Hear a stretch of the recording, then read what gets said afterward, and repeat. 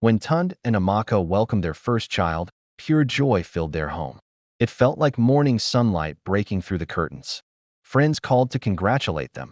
Families sent their prayers, and social media was flooded with adorable baby pictures. They had officially become parents, and in that moment, nothing else in the world seemed more important.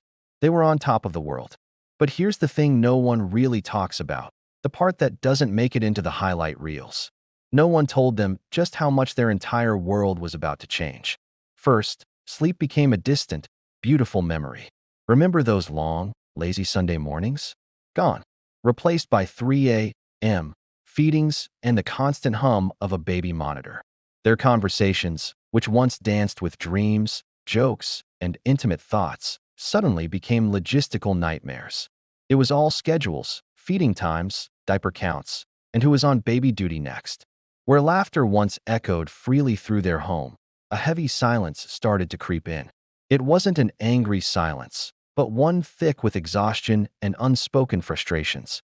The love was still there, of course. You could see it in the way Tund would watch Amaka soothe the baby, or the way Amaka's eyes would soften when she saw Tund holding their child. But that love was hiding. It was hiding behind tired eyes, short tempers, and the growing distance between them. Amaka felt completely overwhelmed. Her entire identity, her entire day, her entire being seemed to revolve around an endless cycle of feeding, crying, and relentless care. She loved her child with every fiber of her being, but she felt like she was losing herself in the process. Where was the woman who loved to paint? The friend who loved long chats over coffee? She felt isolated, adrift in a sea of new responsibilities. On the other side, Tund felt pushed aside. He loved his child fiercely, but he wasn't sure where he fit into this new family triangle. He'd come home from work, eager to connect, only to find Amaka exhausted and the baby needing all her attention. He felt like a supporting actor in a play where he used to be the co-star. He felt irrelevant, and that feeling slowly morphed into resentment, which he was too ashamed to admit. They both adored their child, but sometimes, in the quiet, lonely moments, they found themselves missing the old days. The days when it was just the two of them, spontaneous and free. The days of inside jokes and stolen kisses. This nostalgia brought a wave of guilt. How could they love their child so much, yet miss a life without them? It felt like a betrayal. This is the hidden storm of new parenthood. It's the paradox of feeling overwhelming love and overwhelming loss at the exact same time. It's a challenge that can silently pull even the strongest couples apart, not because the love is gone, but because it gets buried under the sheer weight of it all. The turning point came one evening. It was late, the house was finally quiet, and the baby was peacefully asleep in the crib. The air was still thick with the day's tension. Amaka turned to Tund, her voice barely a whisper, and said, "I don't want us to disappear." Those 6 words hung in the air, powerful and honest. They weren't an accusation, they were a plea, a recognition of the chasm that was slowly opening between them. In that moment, something shifted. It was as if a light had been switched on in a dark room. They weren't enemies fighting a silent battle. They were partners, drowning in the same sea, and they had just found their life raft. That vulnerable admission was the start of their journey back to each other. They began to understand a profound truth about marriage and family. Children don't just add to your life, they demand that you grow. A child doesn't divide the love between two people. It requires that love to expand, to become stronger and more resilient than ever before. This realization sparked a change. They needed to grow in patience, especially when sleep-deprived and on their last nerve. Grow in teamwork, turning your turn and my turn into our turn.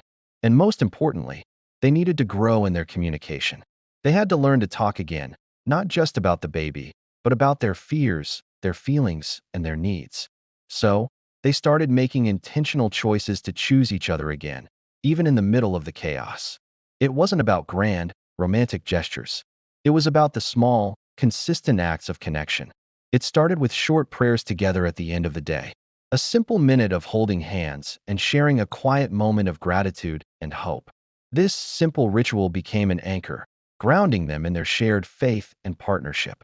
They began to have honest conversations, setting aside time after the baby was asleep to just talk. The rule was simple: no blame, no accusations. Just "I feel" statements. I feel lonely. I feel unseen. I feel overwhelmed. It was scary at first, but with each conversation, the walls of resentment started to crumble. They were finally hearing each other again. They actively looked for moments of shared laughter.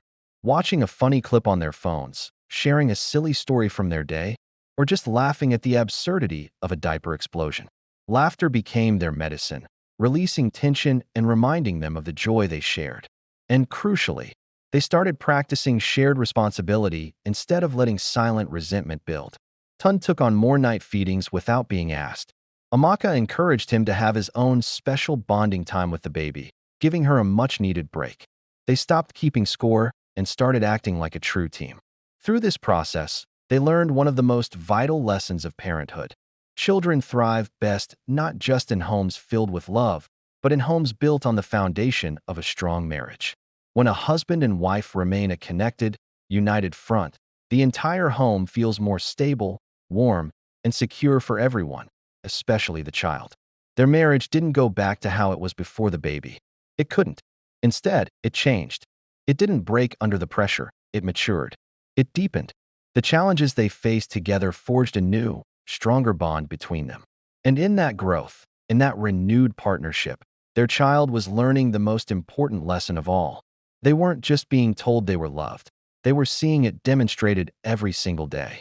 They were learning what real love looks like.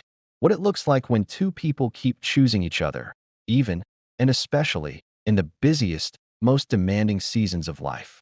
It's not about perfection. It's about presence, partnership, and the quiet promise to never let each other disappear. Thank you so much for watching. If this story resonated with you, please share it with someone who might need to hear it. Don't forget to like this video, subscribe to our channel for more content like this, and leave a comment below sharing your own experiences. We'd love to hear from you. See you in the next one.